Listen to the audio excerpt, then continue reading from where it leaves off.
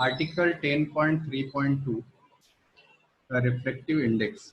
अब refractive index कहाँ से इंट्रोड्यूस हुआ है? स्नेल्स लॉ से। स्नेल्स लॉ क्या पढ़ा था आपने?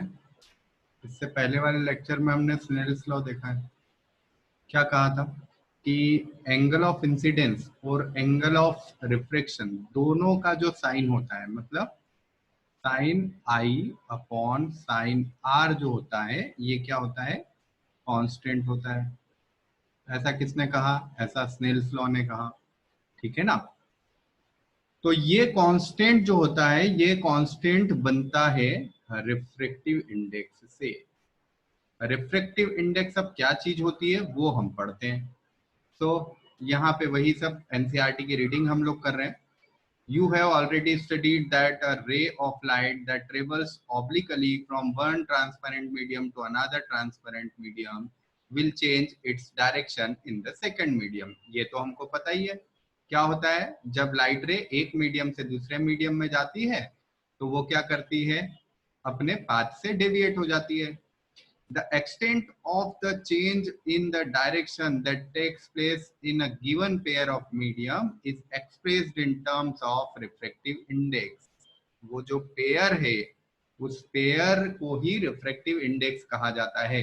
और वो पेयर जो होता है वो क्या बताता है हमको? वो ये बताता है कि डायरेक्शन में चेंज कितना होगा। 10 डिग्री होगा, 20 डिग्री होगा, 30 डिग्री होगा, 40 डिग्री होगा, कितना होगा वो हमें बताता है। और वो कैसा होता है? वो उस पेयर के लिए कांस्टेंट होता है। कांस्टेंट कैसे? अगर मान लीजिए आपने एयर और ग्लास का पेयर लिया है, बात समझ रहे हैं ना आप? मीडियम 1 से मीडियम 2 में जाते हैं हम, तो लाइट रे क्या होती है? अपनी डायरेक्शन को चेंज कर देती है, थोड़ा सा डेविएट हो जाती है।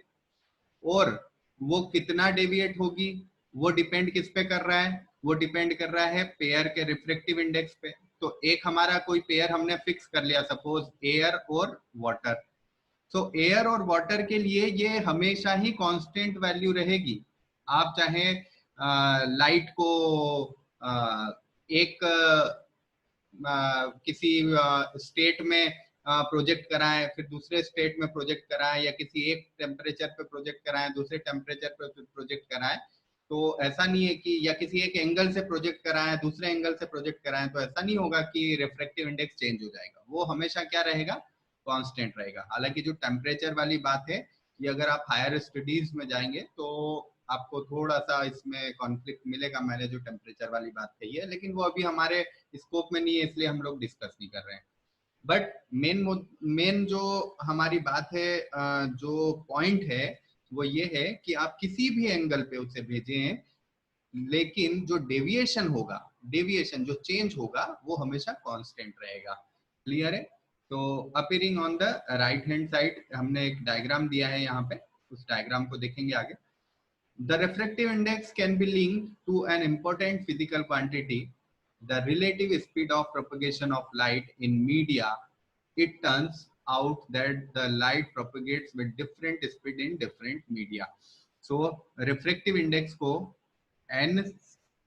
n से डिनोट किया है, और इसका फॉर्मूला क्या बनाया है? इसका फॉर्मूला बनाया है speed of light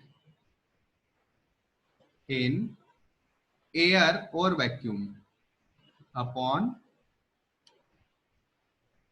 speed of light in media.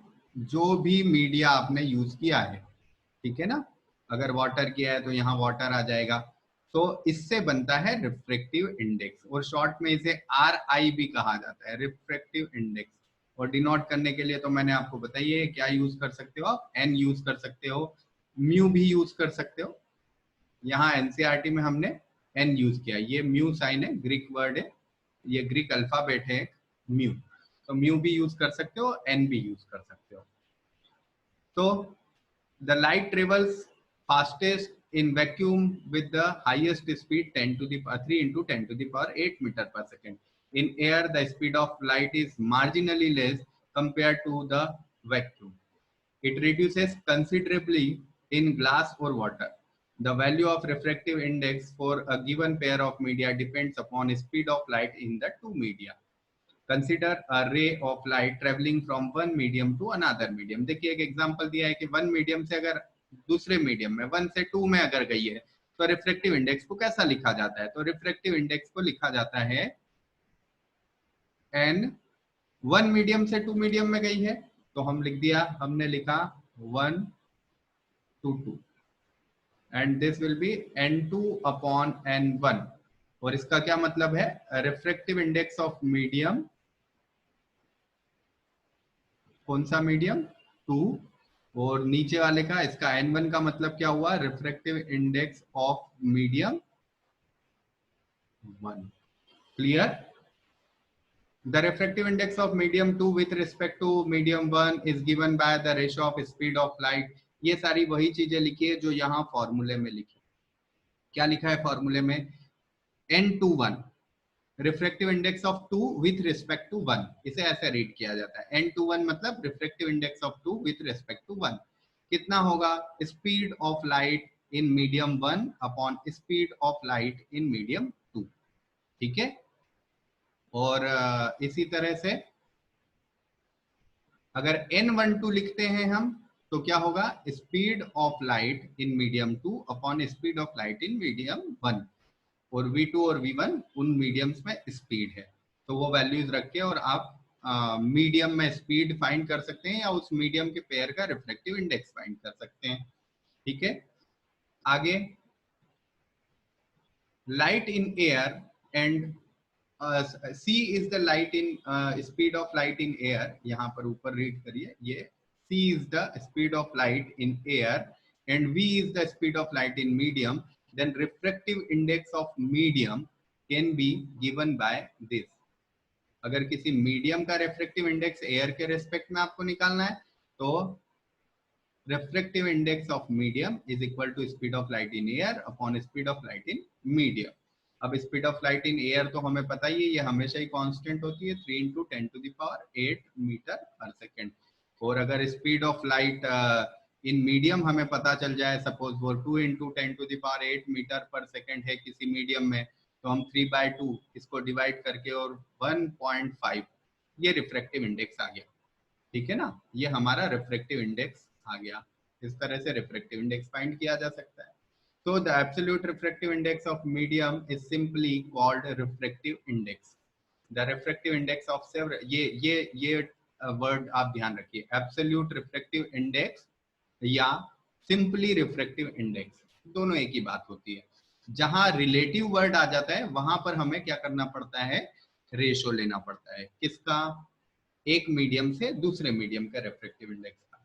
So the refractive index of several medium is given in table 10.3। यहाँ टेबल दी है हमको, इस टेबल में हमें अलग अलग रिफ्रैक्टिव इंडेक्स दिए हुए हैं। कौन कौन से दिए हैं? देखिए, एयर का रिफ्रैक्टिव इंडेक्स 1.0003 होता है, नियरली 1 होता है, इसलिए हम इसे 1 ही ले लेते हैं। आइस के लिए, वाटर के लिए, ये बड़ा इंपॉर्टेंट है, वाटर के लिए होता है 1.33। इसी तरह से alcohol, kerosene, quartz, turpentine oil, benzene, crown glass, ये ग्लास के लिए है, कनाडा बेल्सम, रॉक साल्ट, और कार्बन डाइसल्फाइड है, dense flint glass. Flint glass भी हमारे काम का होता है, 1.65, रूबी, सफायर, डायमंड भी हमारे काम का होता है।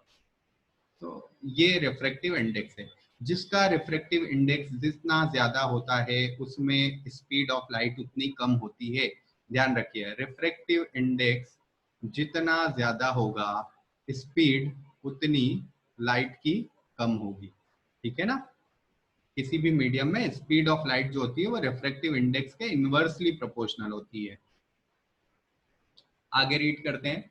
From the 10.3 that an optically denser medium may not possess greater mass density। कई बार हमें ऐसा लगता है कि जिसकी मास डेंसिटी ज्यादा होती है उसकी ऑप्टिकल डेंसिटी ज्यादा है, ऐसा नहीं होता है। जैसे केरोसिन देख लीजिए, केरोसिन की रिफ्रैक्टिव इंडेक्स जो है वो ज्यादा है, बट ऑप्टिकल डेंसिटी क्या है? वाटर से कम है। मैं उल्टा बोल रहा हूँ, kerosene having higher refractive index, मतलब ऑप्टिकल डेंसिटी वाटर से ज्यादा है और मास डेंसिटी जो होती है वो वाटर से कम होती है। देखा भी होगा आपने, अगर केरोसिन को आप पानी के ऊपर डाल दें तो वो पानी के ऊपर फ्लोट करता है, मतलब उसकी मास डेंसिटी तो कम है, लेकिन उसकी ऑप्टिकल डेंसिटी देखो वाटर से ज्यादा है। ये यहाँ पर दी हुई है, देखिए केरोसिन की ऑप्टिकल डेंसिटी मतलब रिफ्रैक्टिव इंडेक्स 1.44 है, जबकि वाटर का कितना है 1.33 है। ठीक है ना, तो ये मिसकंसेप्शन भी हमें नहीं रखना है कि मास डेंसिटी और ऑप्टिकल डेंसिटी सेम होती है। नेक्स्ट ये आर्टिकल दिया हुआ है, इसे पढ़ लेते हैं। The ability of medium to refract light is also expressed in terms of optical density. Optical density has a definite connotation. It is not the same as mass density. We have been using the terms rare medium or denser medium in this chapter. Rare और denser का मतलब क्या है? जिसका refractive index ज्यादा होगा वो denser medium होगा, जिसका रिफ्रैक्टिव इंडेक्स कम होगा वो क्या होगा? Rare medium. एक क्वेश्चन का आंसर दीजिए कि डायमंड एंड ग्लास, इन दोनों में कौन ज्यादा डेंसर है और कौन कम डेंसर है, मतलब रेयरर है। इनमें आप रेयर और डेंसर ये बताइए, रेयरर मीडियम कौन सा है एंड डेंसर मीडियम कौन सा है, कमेंट करिए मुझे। In comparing two media, the one with larger refractive index is optically denser medium than the other medium of lower refractive index is optically rarer. The speed is higher in rare medium and lower in denser medium. ठीक है, ऐसा होता ही है। ये मैंने अभी ऊपर बताया आपको कि स्पीड जो होती है वो ऑप्टिकल डेंसिटी के इनवर्सली प्रोपोर्शनल, रिफ्रैक्टिव इंडेक्स के inversely proportional. Thus, a ray of light traveling from rare medium to denser medium slow down. देखिए क्या होता है, लाइट रे जब रेयर मीडियम से डेंसर में जाएगी तो स्लो हो जाएगी और क्या होगी, ये बहुत इंपॉर्टेंट बात है, टुवर्ड्स द नॉर्मल बेंड हो जाएगी। ये अगर मान लीजिए आपका नीचे डेंसर मीडियम है और ऊपर रेयरर मीडियम है, और अगर आपने लाइट रे को इस तरह से प्रोजेक्ट किया तो ये जो नॉर्मल है ये टुवर्ड्स द नॉर्मल बेंड हो जाएगी, ऐसा। ठीक है, और when it travels from denser to rare speeds up and bends away from the normal. अगर यही बात हम ऐसा करें कि नीचे हमारा रेयर मीडियम है और ऊपर हमारा डेंसर मीडियम है, और लाइट रे मान लीजिए इस तरह से जा रही है ऑब्लिकली, ऑब्लिकली जाना तो बहुत जरूरी है अदरवाइज रिफ्लेक्शन होगा ही नहीं, तो ये लाइट रे ऐसे बेंड हो जाएगी। ठीक है, चलिए क्वेश्चंस रीड कर लेते हैं। A ray of light traveling in air enters obliquely into water. Does the light bend towards the normal or away from the normal? आप देंगे इसका आंसर। डेंसर से रेयर गई है या रेयर से डेंसर, देख लीजिए।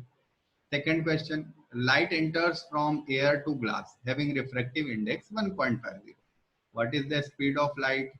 Speed of light in vacuum is this.